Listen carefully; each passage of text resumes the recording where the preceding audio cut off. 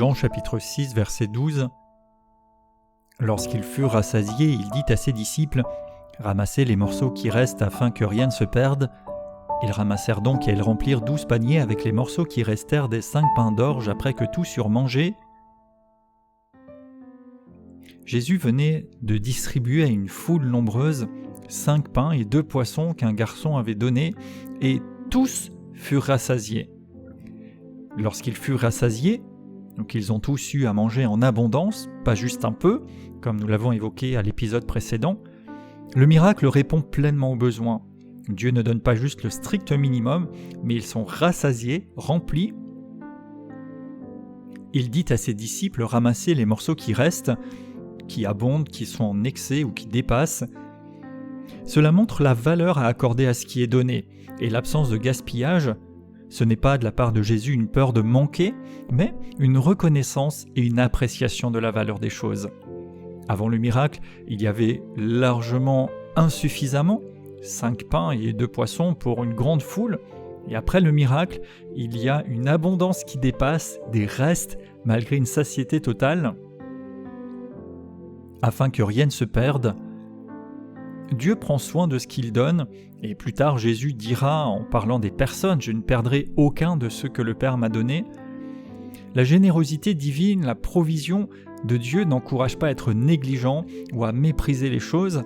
Ce que Dieu donne a de la valeur, même les restes.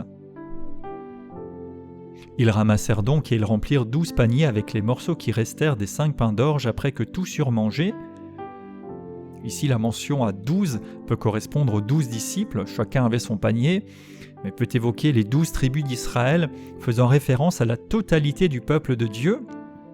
La provision de Jésus est suffisante pour tous. Au départ, il y a 5 pains et 2 poissons, et à la fin, il y a 12 paniers pleins de restes, plus même que ce qu'il n'y avait au début. Donc la multiplication a largement dépassé le besoin initial, et ce miracle annonce la générosité, l'abondance du royaume de Dieu. Les gens ont été complètement remplis, satisfaits, rassasiés. Ils n'ont pas juste eu un tout petit peu pour ne pas tomber en défaillance, ils n'ont pas eu juste une petite portion de politesse, mais ils ont mangé à satiété, jusqu'à être complètement satisfaits. Que rien ne se perde, qu'il n'y ait pas de gaspillage, qu'il n'y ait pas d'abondance insignifiante, mais que ces bienfaits puissent porter du fruit. Ce que Dieu donne n'est pas destiné juste à être amassé comme en insensé, mais ces biens doivent être utiles, c'est de la bénédiction, une abondance divine. Les dons de Dieu doivent être respectés, utilisés, partagés, appréciés. La reconnaissance s'exprime aussi dans le fait d'être des gestionnaires fidèles de ce que Dieu nous donne, même des choses qui semblent peut-être petites, secondaires ou moindres.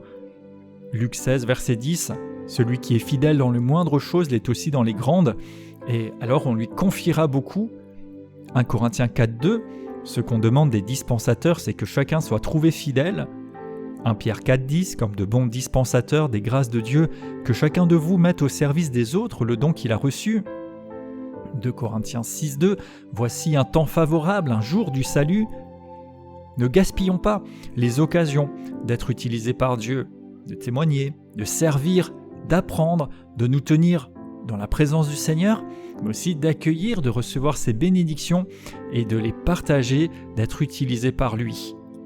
Galates 6, 10, « Pendant que nous en avons l'occasion, pratiquons le bien envers tous. » Ici, tous ont mangé et tous ont été rassasiés. Dans Jean 3, 16, Jésus disait « Car Dieu a tant aimé le monde qu'il a donné son Fils, afin que quiconque, ou bien que tous, qui croient en lui, ne périssent point. » Romains 10, 12 parle de l'absence de différence entre les personnes, car quiconque invoquera le nom du Seigneur sera sauvé.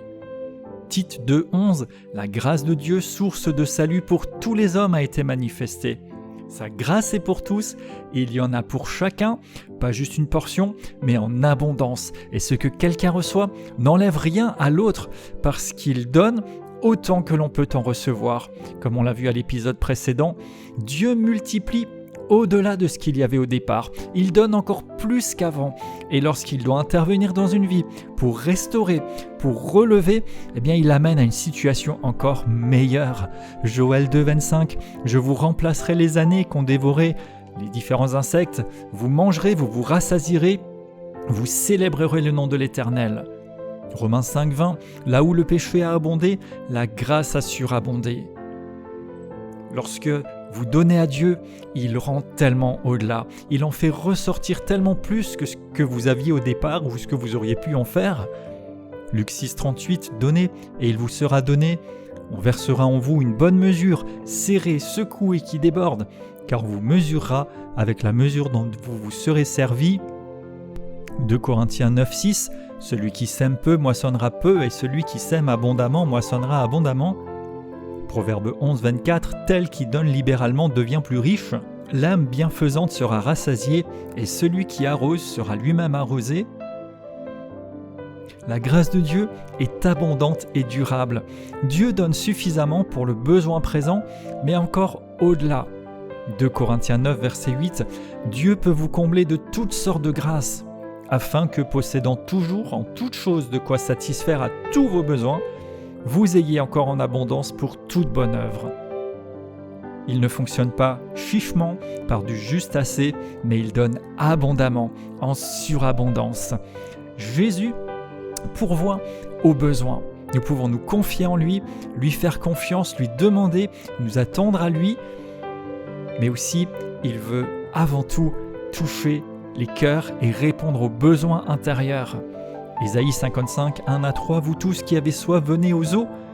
Pourquoi pesez-vous de l'argent pour ce qui ne nourrit pas ? Pourquoi travaillez-vous pour ce qui ne rassasie pas ? Écoutez-moi donc, et vous mangerez ce qui est bon. Votre âme se délectera de mets succulents. » Donc venez à Jésus encore et toujours. Soyez nourris de sa parole. Cherchez-le. Philippiens 1, 6, « Celui qui a commencé en vous cette bonne œuvre la rendra parfaite pour le jour de Jésus-Christ. » Quand nous cultivons notre relation avec Dieu, du temps personnel avec lui, l'étude de sa parole, la prière, l'obéissance, alors nous sommes pourvus, comblés et au-delà avec sa lumière, sa présence, des révélations, des bénédictions, des témoignages. Et cela nous sert dans les temps difficiles, nous permet aussi de partager, de témoigner, nous fortifie. 3 Jean 2, « Je désire que tu prospères à tous égards et sois en bonne santé comme prospère l'état de ton âme. » Donc cela commence en nous et ensuite cela peut se répandre à tous les domaines de notre vie. Il veut pourvoir et donner plus encore qu'il y ait des restes et au-delà. Est-ce que nous nous approchons de Jésus avec une faim, une soif spirituelle, croyant qu'il peut nous satisfaire pleinement ? Est-ce que nous gérons sagement ses dons, même quand nous sommes dans l'abondance ? Ou bien laissons-nous gaspiller des choses qu'il nous donne en les dévalorisant parce qu'il y en a beaucoup ? Valorisons-nous les petites choses qu'il nous confie ? Avons-nous expérimenté que Dieu donne beaucoup plus que ce que nous-mêmes lui donnons ? Avons-nous confiance qu'il y a assez de grâce pour tout à chacun, y inclus pour nous ?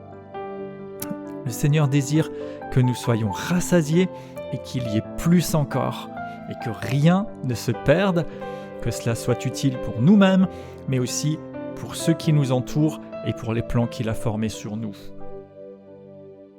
Je déclare dans le nom de Jésus, je reçois la grâce de Dieu. Je la reçois avec abondance. Je crois que le Seigneur me rassasie. Il me rassasie de bien pour mon esprit, pour mon âme, mon être intérieur, et il me rassasie aussi dans le domaine physique et matériel, selon sa volonté. Je m'attends à lui, je lui fais confiance. Je déclare que chaque chose qu'il me confie est valorisée à bon escient. Je suis sensible à la valeur des dons de Dieu dans ma vie. Je renonce à toute forme de mépris et je le laisse faire fructifier ce qu'il déverse sur moi. Et je crois qu'il y a largement ce qu'il faut, plus encore, en toutes choses, en toutes circonstances, pour toute bonne œuvre. Amen.